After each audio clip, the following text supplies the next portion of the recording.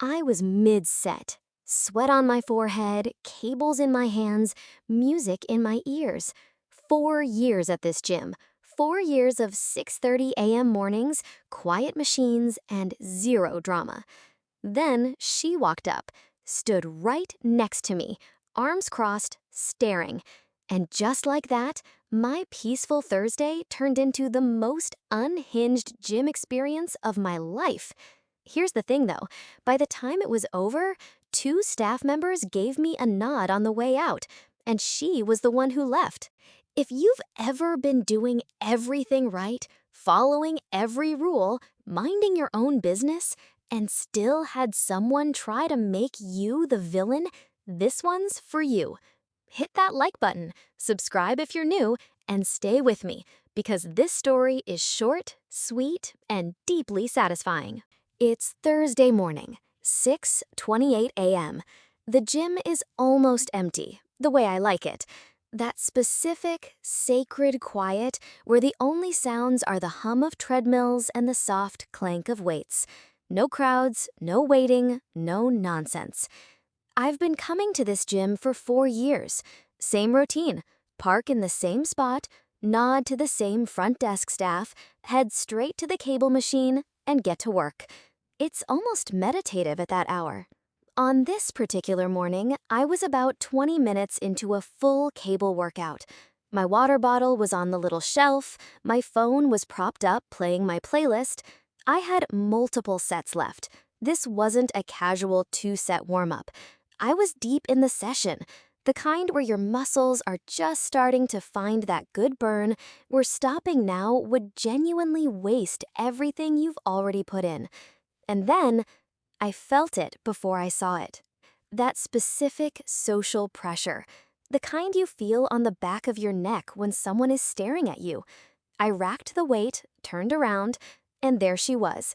A woman, standing just close enough to the machine to make her intention crystal clear, but just far enough away to maintain plausible deniability. Arms folded, expression tight. The universal body language of someone who has already decided they're in the right before a single word has been spoken.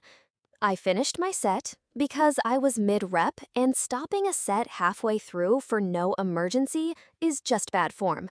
And then I pulled out one earbud and asked politely, "Hey, did you need something?" Now, what I expected was, "Hey, are you almost done?" Normal gym etiquette. The kind of question any reasonable person asks when they want equipment. I would have told her I had a few sets left, offered to let her work in, and we'd have carried on like two adults sharing a public space. What I got was something else entirely. She told me she had been waiting for this machine, that I had been on it a long time, that it wasn't fair. Not a question, not a request, a verdict. I want you to sit with that for a second. I hadn't done anything wrong. There's no time limit at this gym. I was using the equipment exactly as intended. But in her mind, the case was already closed. The jury had deliberated, and I was guilty of the crime of using the gym. I stayed calm. I told her I still had quite a few sets left. I offered, genuinely offered, for her to work in between my sets. That's standard gym etiquette. You share the machine, you rest, they go, you go. It works perfectly. She didn't want that. She wanted the machine. She wanted me gone. Nothing else would do. So I did something radical. I told her there was no time limit policy at this gym, apologized that she'd had to wait, and put my earbud back in. And I went back to my set. Now, I want to be honest with you. That moment when you turn your back on someone who's clearly itching for a fight, your heart's beating a little faster. You're half waiting for the tap on the shoulder. Part of your brain is already rehearsing what you'll say if this escalates. You're not scared exactly, but you're alert, aware. What I did not expect was for her to actually go get a staff member. But she did. A young gym employee walked over, Mid-20s, clearly a little uncomfortable being put in this position at 6:45 in the morning, and asked what the issue was. The woman launched into it. I had been on the machine too long. I was being inconsiderate. It wasn't fair. The staff member turned to me. "How long have you been using it?" "About 20 minutes," I said. He nodded slowly, and then he turned back to her and explained, very politely, that there was no time limit on equipment and that I was welcome to continue my session. She didn't like that answer. She said it was unacceptable and asked to speak to a manager. Now look, I've seen this move before. The manager escalation.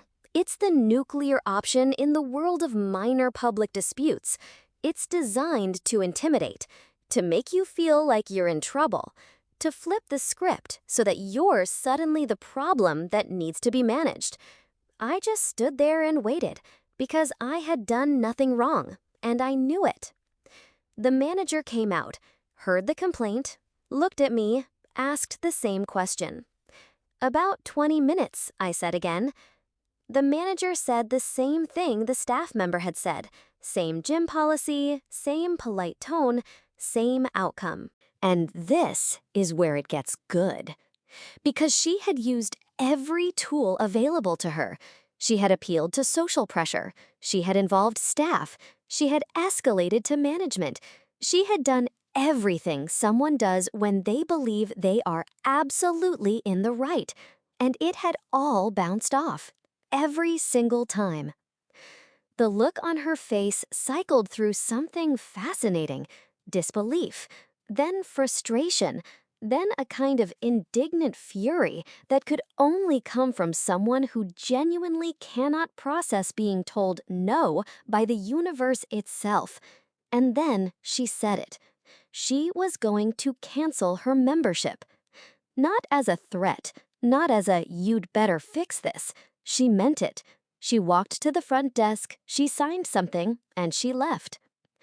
She paid, possibly monthly, possibly annually, for access to this gym. And rather than simply wait her turn or work in like a normal person, she surrendered that membership entirely. Let me be very clear about what happened here. She punished herself. I didn't have to do a single thing except keep working out. I finished my sets, every single one of them. The cable machine and I had a beautiful rest of the session.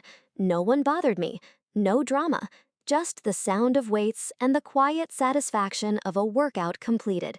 And on the way out, 2 staff members caught my eye, and both of them gave me a small nod. No words needed. That nod said everything. We saw it. You handled it. She was wrong. You were right. 4 years at that gym.